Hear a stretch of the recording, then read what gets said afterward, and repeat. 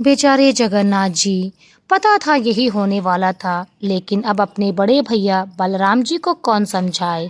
बोला था मत करिए ऐसा, लेकिन नहीं, उन्हें तो अपनी आज्ञा का पालन करवाना था। लक्ष्मी देवी को मंदिर से निकालना था और निकाल दिया। फिर क्या, अब दोनों भाई जगन्नाथ जी और बलराम जी घर घर जाकर भिक्षा मांग रहे हैं। और क्या करेंगी, आखिर लक्ष्मी देवी ने इतना बड़ा श्राप जो दे दिया था। हरे कृष्णा। चलिए आज मैं आपको सुनाती हूँ जगन्नाथ जी और देवी लक्ष्मी के बीच की कुछ खट्टी मीठी कथा, जिनसे इतना बड़ा रूप ले लिया कि आखिर लक्ष्मी देवी ने जगन्नाथ जी को श्राप ही दे दिया। उड़ीसा में एक प्रथम है। हर साल मार्गशीर्ष मास में प्रत्येक गुरुवार के दिन यहाँ की महिलाएं लक्ष्मी देवी की विशेष पूजा अर्चना करती है और स्वयं लक्ष्मी देवी भी इस दिन जगन्नाथ जी की आज्ञा से पूरे मंदिर छोड़कर अपने भक्तों के घर पर उन्हें आशीर्वाद देने के लिए जाती है।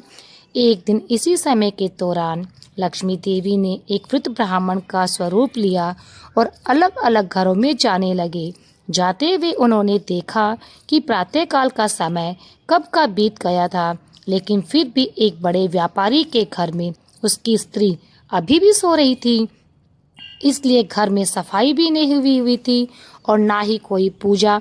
ये देखकर लक्ष्मी देवी उसे घर की एक वृद्ध श्री के पास ले गई और उन्हें कहा, अरे लक्ष्मी की विशेष पूजा का दिन है और आपके घर में अभी तक स्त्रियां सो रही है, ये अच्छी बात नहीं।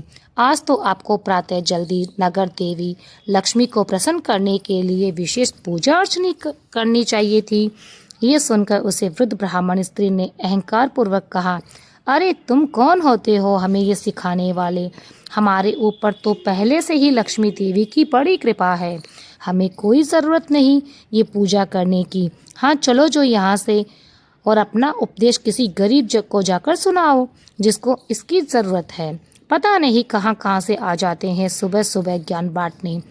जब लक्ष्मी देवी ने ये सुना तो वे वहाँ से चुपचाप चली गई और अपने साथ उसे घर का अपना सारा वैभव भी ले गई। अब उसे व्यापारी का घर इतना दरिद्र हो गया था कि उसे वास्तव में भिक्षा मांगकर जीवन यापन करना पड़ा। उसके बाद लक्ष्मी देवी उस गांव में पहुंची जहां चांडाल जाति के लोग रहते थे।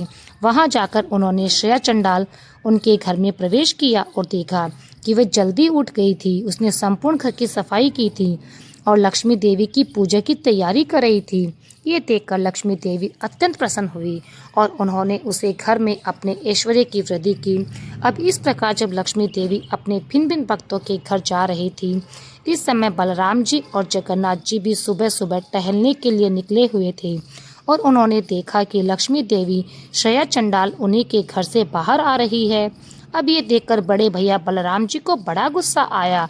उन्होंने जगन्नाथ जी से कहा, देखो तो जरा कान्हा, तुम्हारी पत्नी एक चंडाल के घर में जाकर रह रही है। क्या उसे पता नहीं कि ये लोग अशुद्ध होते हैं और किसी भी नियम का पालन नहीं करते? फिर भी वह उनके घर में गई थी।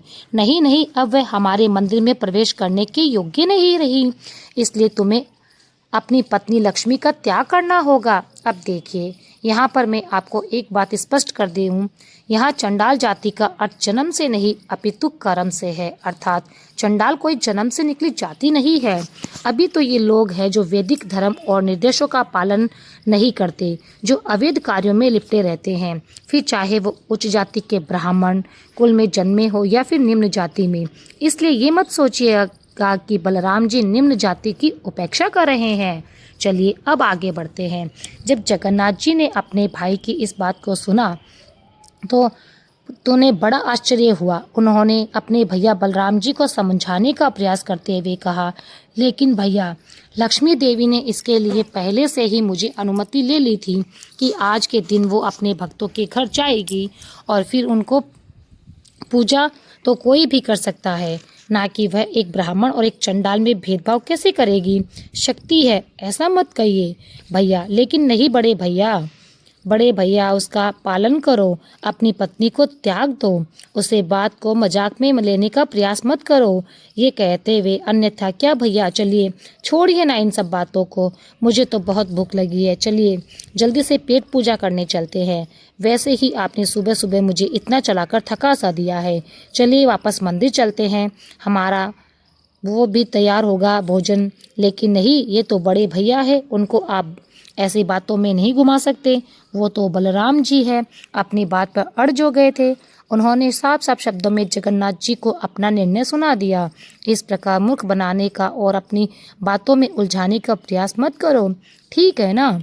तुम्हारी सब चतुराई में समझता हूँ, तो इसलिए मेरा ये अंतिम निर्णय है कि या तो तुम अपनी पत्नी लक्ष्मी देवी को इस मंदिर से निकाल दो, या फिर मैं यहाँ से चला जाता हूँ।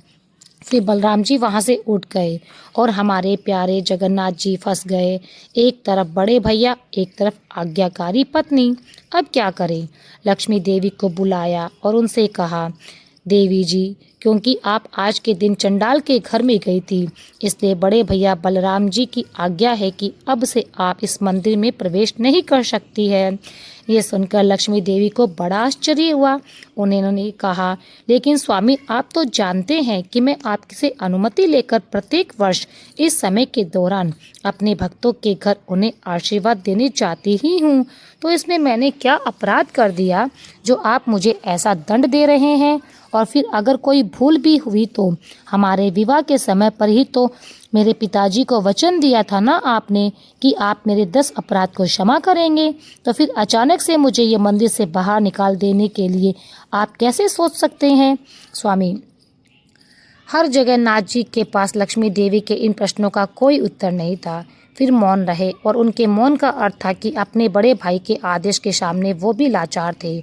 उन्हें इस प्रकार चुप देखकर लक्ष्मी देवी को बड़ा क्रोध आया और फिर उन्होंने जगन्नाथ जी को श्राप दे दिया, और ये श्राप अत्यंत भयंकर था। उन्होंने जगन्नाथ जी से कहा कि अगले 12 वर्षों तक आपको पेट भरकर भोजन प्राप्त नहीं होगा, और अंत में आपको मेरे हाथों से बने हुए भोजन का स्वीकार करने के बाद ही आपको संतुष्टि मिलेगी।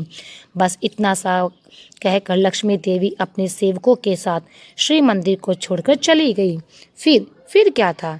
फिर वही हुआ जिसका जगन्नाथ जी को डर था। अब संपूर्ण श्री मंदिर में सिर्फ जगन्नाथ जी और बलराम जी अकेले रह गए। लक्ष्मी देवी के जाने से पूरा मंदिर सुनसान हो गया। सारा ऐश्वर्य और समृद्धि नष्ट हो गई। सारे भंडार खाली हो गए। अब श्री मंदिर में ना तो श्री देवी लक्ष्मी जी थी और ना ही कोई भजन करने वाला आता था। अब जगन्नाथ जी और बलराम जी भूखे रहते, फिर कोई और आएगा उन्हें भोजन देने के लिए? क्या लक्ष्मी जी के बिना ये मंदिर में भोजन आना संभव था? जैसा चल रहा था वैसे ही चलेगा, जैसे पहले चल रहा था। इन सभी प्रश्नों के उत्तर हमें मिलेंगे इस कथा की अगली कड़ी में। तब तक के लिए अगर आपको ये कथा का पहला हिस्सा अच्छा लगा हो तो इसे लाइक कर दीजिएगा, अपने परिवार और मित्रों के साथ में शेयर कर दीजिएगा। अभी तक आपने यदि हमारे चैनल को सब्सक्राइब नहीं किया है तो प्लीज़ इसे सब्सक्राइब कर लीजिएगा, वरना अगला भाग जो है वो आप लोग मिस कर देंगे। फिर मिलते हैं आपके साथ एक नई कथा के साथ, इसके सेकंड पार्ट के साथ, कि माता लक्ष्मी ने किस प्रकार से जगन्नाथ जी को श्राप मुक्त किया। तो फिर मिलते हैं नई कथा, इस कथा के दूसरे पार्ट में। हरे कृष्णा।